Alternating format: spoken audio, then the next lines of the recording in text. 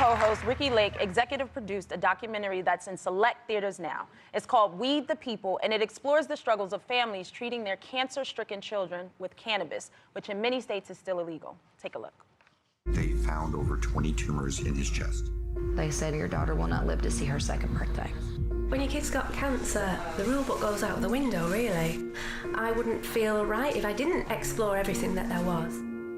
When we found out about Sophie's brain tumor, I had no idea this would be the gift from God to her. The different ways that cannabis and cannabinoids seem to suppress cancer is quite impressive.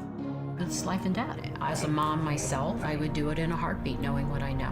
Why, as a society, are we denying people the use of something that I have seen over and over and over again be helpful?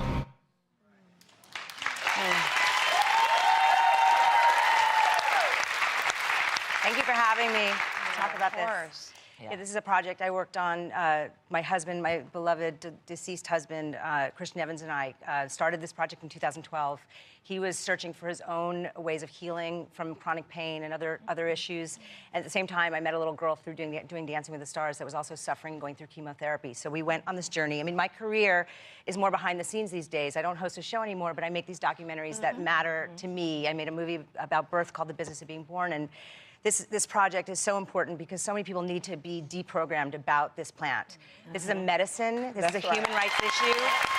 And so by focusing for this last 6 years on children with cancer, it takes the stigma away. This is not about legalization. It's not about getting high. It's about people having access to this medicine.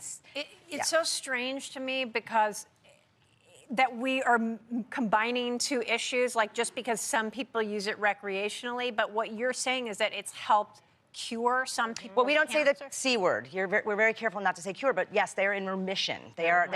I mean, one boy in the film, we followed him this whole time. AJ, he's 16 years old. He was sent home to die with 20 tumors in his lungs. 3 months later, on cannabis oil, there was no sign of disease. You know, it's amazing. It's really,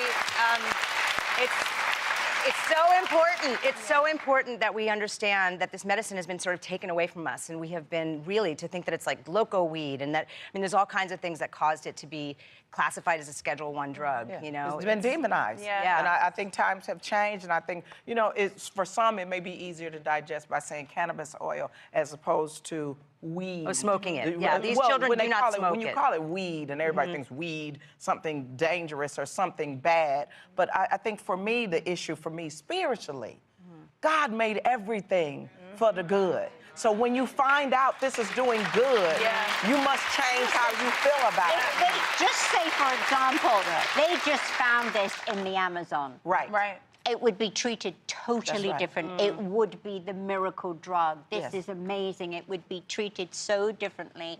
And I think a lot of it is to do with the drug companies. Money. Because the drug companies don't want it because it will destroy their profits. And that's all they care about. It's a money thing. And that the pharmaceutical companies have so much strength in this country. And that's what it's about. Well, I feel like we all need to see this film. Thank you for making it. We'll be right back.